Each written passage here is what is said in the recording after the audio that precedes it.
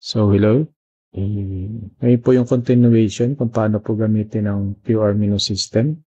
So, di ba po kanina nakapag-deploy na tayo, no? So, yung made-deploy natin na web app, kailangan po natin siyang i-copy na para makapag-generate tayo ng QR. Kasi ito po yung ating pinakang website. No? So, punta tayo dito sa system.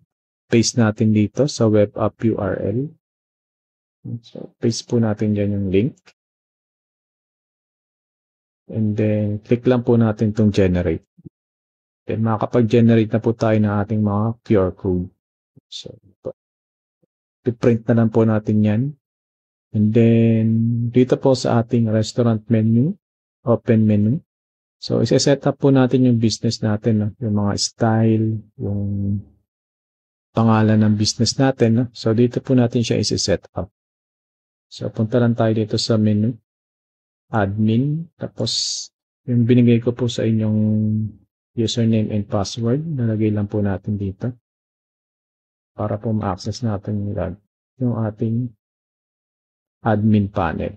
Tapos dito po sa settings, so ito po, papalitan natin yung title ng ating business, tagline, and yung banner.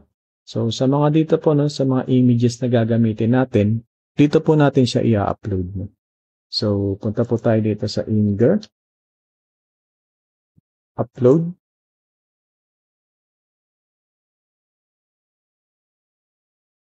So, dito po tayo mag-upload ng mga picture na gagamitin natin sa menu, sa banner. So, choose photo lang po tayo. Pakita ko lang po sa inyo.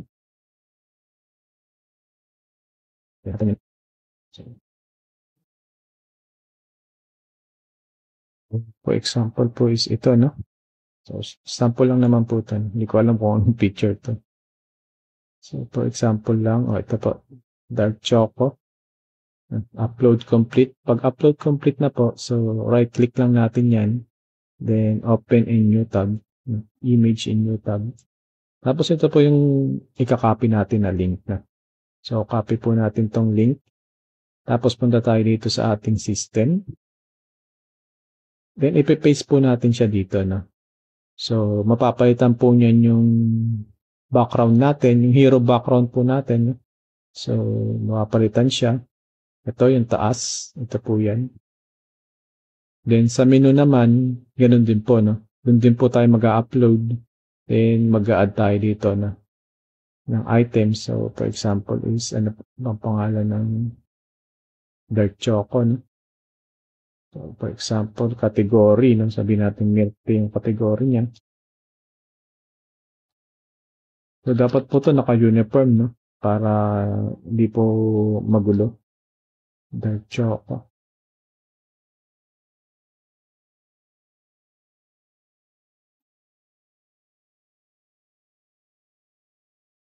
Description, kayo na po yung bahala dyan. So, for example lang po ito. Price, example, 100. Ito po yung sinasabi ko kanina, yung URL. No? Ipipaste po natin dyan. Ito yung kinopy natin dito. Galing sa Imgur upload na. Siya yung nag-host ng ating mga image na. So, click lang natin itong add item. Lalabas po siya rito na menu at item added successful. So, wait lang po natin mag-load. Ito na po, si Dark Choco. Labas na po siya. No?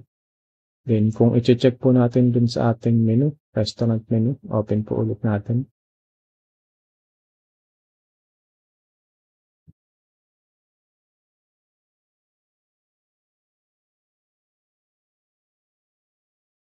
So, masasama na po siya rito. No?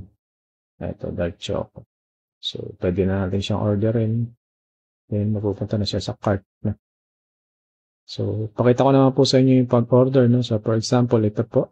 Maglalagay ng pangalan dyan. Example, Juan. Place order.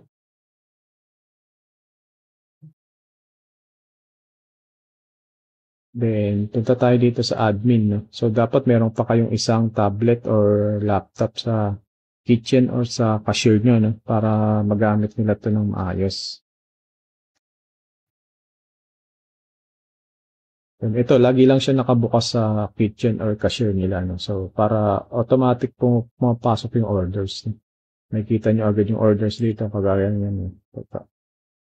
Kita nyo po may order tayo. So, pwede po nating makita dito kung ano yung order. So, nag-load lang po siya. Ito. Dark choco. Then, pwede rin tayo mag-print. Sample ng receipt. Meron tayong Bluetooth printer. Thermal Bluetooth printer. Pwede natin siyang ma-print.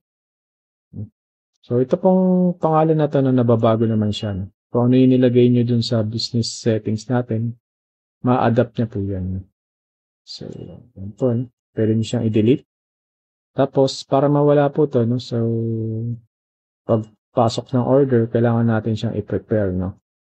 Then, mara-recognize siya ng system, then hindi na po siya mag-iingay, no? Hindi na siya magbe-bell. After siya mag-preparing, no? Then, ito po yung pinakang back-end data natin. Dito po kung mapasok lahat ng orders.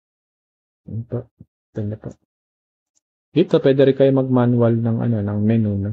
So, pwede nyo siyang iayos para makita nyo kung tama ba yung category, name, no? So, image, pwede nyo ilagay dyan, no? So, kapag sold out, no, ipapulse lang natin to, no? Para hindi siya lumabas. So, pwede nyo siyang i-set up. Then, ito pa. So, ito yung sa business settings ng business name. Ito yung sa, natin, sa receipt, no? So, ito yung, dito kayo magpipill out ng business name nyo, address, and contact number. Then, automatic na siyang mapupunta sa receipt natin. I-print nyo na lang. So, yun po. Ganun lang naman po siya gamitin. So, lahat naman po isa web app na po gagawin dito sa ating open menu. So, dyan nyo po siya isa-set up lahat. Then, yung pag-scan ng QR is, yun lang naman yung medyo, pero madali naman po siyang sundan. So, yun lang po. Salamat po.